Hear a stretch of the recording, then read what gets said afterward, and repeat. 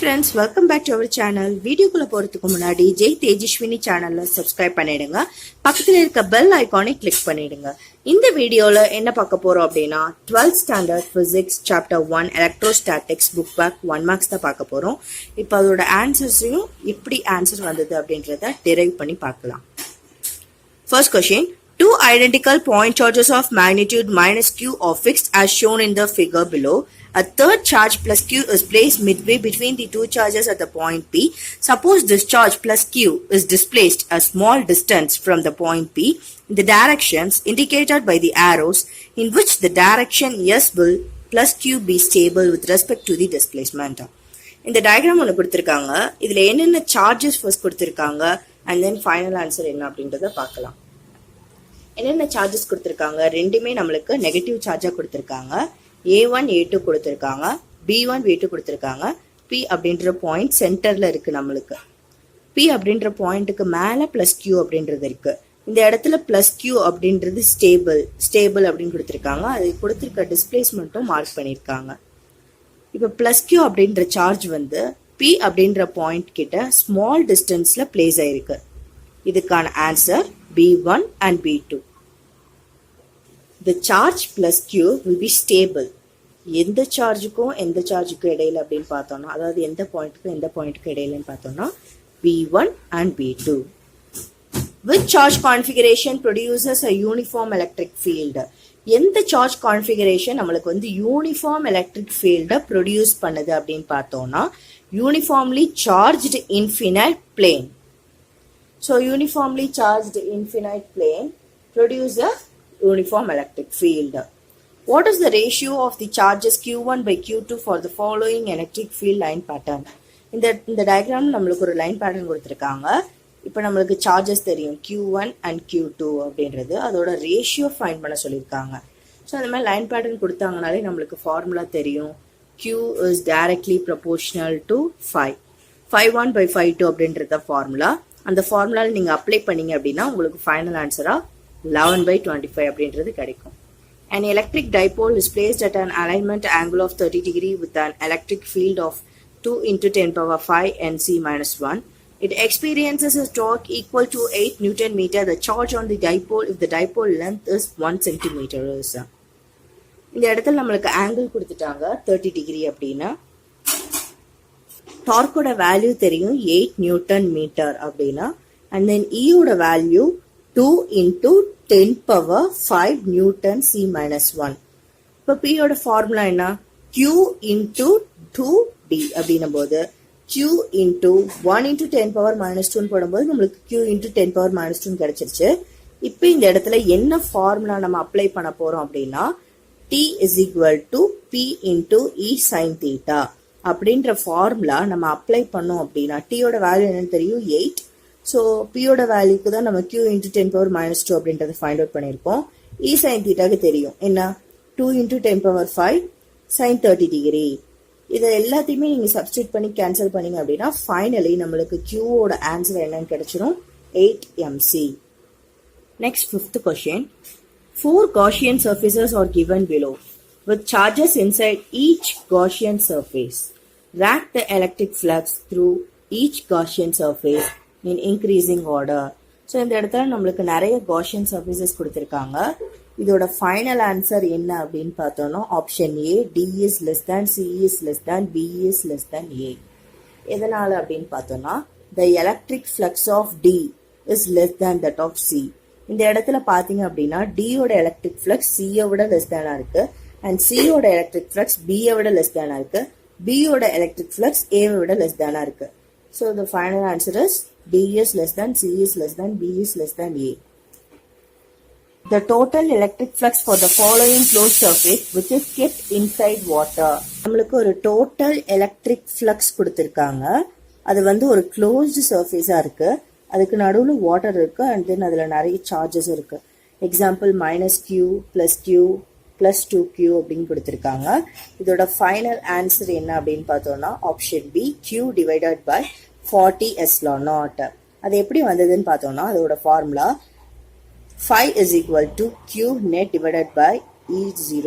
E0 அப்படின்றது ε0 அப்படின்னு சொல்லுவோம். Q net is equal to அங்க என்னென்ன சார்ஜஸ் கொடுத்திருக்காங்க minus Q plus Q plus 2Q that is equal to minus Q plus Q நம்மளுக்கு cancel ஆயிடும். Final answer 2Q. Relative permittivity of water நம்மளுக்கு தெரியும் 80 அப்படின்னு. So 5 is equal to Q divided by ER into E naught. 2Q divided by 80 into S naught அப்படின்னும் போது நம்மளுக்கு 2வும் 80 cancel ஆகிறதால Q divided by 40 S naught கிடைச்சது. 7th question. Two identical conducting balls having positive charges Q1 and Q2 are separated by a center to center distance R. If they are made to touch each other and then they are separated to the same distance, the force between them will be more than before. Option C the answer. Force is equal to charge நம்மளுக்கு தெரியும். After the separation, the magnitude of charge will be increased. So அந்த சார்ஜோட magnitude அதாவது இந்த direction வந்து நம்மளுக்கு increase ஆகுது. The force will be அதனால தான் the force will be more than beforeனு கொடுத்திருக்காங்க. Option 8. Rank the electrostatic potential energies for the given system of charges in increasing order. நம்மளுக்கு வந்து 4 சார்ஜஸ் கொடுத்திருக்காங்க. இப்போ அந்த சார்ஜஸோட ஆன்சர் என்ன அப்படின்னு பார்த்தோம்னா 1 is equal to 4 is less than 2 is less than 3. Option A. எதனால அப்படின்னு பார்த்தோம்னா U is equal to 1 by 4 by S naught into Q1 into Q2 divided by R12 நம்மளுக்கு தெரியும். அந்த ஃபார்முலால நம்ம ஒவ்வொரு சார்ஜையும் அப்ளை பண்ணோம் அப்படின்னா நம்மளுக்கு எப்படி ஃபைனல் ஆன்சர் கிடைக்குதுன்னு பார்த்தீங்கன்னா 1 by 4 by S naught into minus Q square divided by R 1 by 4 by S naught into Q square divided by R 1 by 4 by S naught into 2Q square divided by R 1 by 4 by S naught into minus Q square divided by R னு கிடைக்குது. So 1 ஓட value எதுக்கு ஈக்குவலா இருக்குன்னு பார்த்தோம்னா 4 is less than 2 is less than 3. So option A தான் correct. Next 9th question. An electric field E is equal to 10 xi cap exists in a certain region of space. Then the potential difference V is equal to V0 minus VA, where V0 is the potential at the origin and VA is the potential at x is equal to 2 meters. 4 options கொடுத்திருக்காங்க நம்மளுக்கு as usual.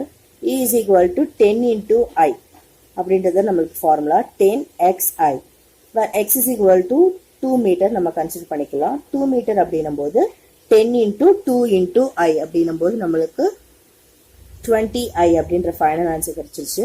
இதோட formula என்ன அப்படின்னு பார்த்தோம்னா E is equal to dV by dx. V is equal to 20 volts. Final answer is option C plus 20 volt. 10th question. A thin conducting spherical shell of radius r has a charge q which is uniformly distributed on its surface. The correct plot for electrostatic potential due to this spherical shell is. நம்மளுக்கு 4 option கொடுத்திருக்காங்க. Final answer is option B. V O R smaller கொடுத்திருக்காங்க. Option B தான் நம்மளுக்கு final answer. Next 11th question. 2 points A and B are maintained at a potential of 7 volt and minus 4 volt. Respectively, the work done in moving 50 electron from A to B is. நம்மளுக்கு 4 option கொடுத்திருக்காங்க. 8.80 into 10 power minus 17 joule minus 8.80 into 10 power minus 17 joule. Option B தான் correct. ஏன்னா W is equal to Q into V. V ஓட value என்னன்னு தெரியும் 7 minus 4 அப்படின்னும் போது நம்மளுக்கு ஃபைனல் ஆன்சர் 3 volt அப்படின்னு கிடைச்சது. Q is equal to NE அப்படின்ற ஃபார்முலால 50 into 1.6 into 10 power minus 19 போடும்போது நம்மளுக்கு 8 into 10 power minus 19 கிடைச்சது. Then W is equal to 8 into 10 power minus 19 into 3. Final answer is 24 into 10 power minus 19 joule கிடைச்சிருக்கு. So option B minus 8.80 into 10 power minus 17 joule அப்படின்றது தான் நம்மளுக்கு கரெக்டான option. Next 12th question. If voltage applied on a capacitor increased from V to V, choose correct conclusion. Q remains the same, C is doubled. Option A is the correct. Next 13th question. A parallel plate capacitor stores a charge Q at a voltage V. Suppose the area of the parallel plate capacitor and the distance between the plates are each doubled. Then which is the quantity that will change? The answer is energy density. Option D. ஏன்னா UE is equal to U by volume அப்படின்ற formula நம்மளுக்கு தெரியும். Then A dash is equal to 2A, D dash is equal to 2D. Then V dash is equal to 2A into 2D is equal to 4AD. That is equal to 4 volt. Volume increase ஆக நம்மளுக்கு energy densityயும் change ஆகும் அப்படின்றது தான் நம்மளுக்கு answer. So option D, energy density is the final answer. 14th question. Three capacitors are connected in triangle as shown in the figure. The equivalent capacitors between the point A and C. நம்மளுக்கு 3 points கொடுத்திருக்காங்க A, B and C னு. So நம்மளுக்கு 3 points கொடுத்திருக்காங்க. 1 mu F, 2 mu F, 2 mu F னு கொடுத்திருக்காங்க. இதோட final answer என்ன அப்படின்னு பார்த்தோம்னா ஆப்ஷன் பி 2 mu F. எதனாலன்னு பார்த்தோம்னா 1 by CS அப்படின்ற ஃபார்முலா யூஸ் பண்ணோம் அப்படின்னா 1 by 2 plus 1 by 2 that is equal to 1. Then CP ஓட formula 1 plus 1 is equal to 2 nanocoulomb 2 microcoulomb F னு கொடுத்திருக்காங்க. 15th question. Two metallic spheres of radii 1 cm and 3 cm are given charges of -1 into 10 power minus 2C and 5 into 10 power minus 2C respectively. If these are connected by a conducting wire, the final charge on the bigger sphere is நம்மளுக்கு 4 options கொடுத்திருக்காங்க. இதோட final answer என்ன அப்படின்னு பார்த்தோம்னா 3 into 10 power minus 2 coulomb. ஏன்னா Spears எல்லாம் ஒன்னோட ஒன்று கனெக்ட் ஆயிருக்கு. எதனால அப்படின்னு பார்த்தோம்னா வயர் மூலியமா. அதனால இதோட பொட்டென்ஷியலி ஈக்குவலாக இருக்கும். இதுதான் இதோட ஃபைனல் ஆன்சர். ஸோ இந்த வீடியோ உங்களுக்கு பிடிச்சிருந்ததுன்னா நம்மளோட ஜெய் தேஜஸ்வினி சேனலை லைக் பண்ணுங்க, ஷேர் பண்ணுங்க, சப்ஸ்கிரைப் பண்ணுங்க. பக்கத்தில் இருக்க பெல் ஐக்கானை கிளிக் பண்ணுங்க. கமெண்ட் பாக்ஸில் உங்களுக்கு ஏதாவது டவுட் இருந்தால் கமெண்ட் பண்ணுங்க. Thank you friends.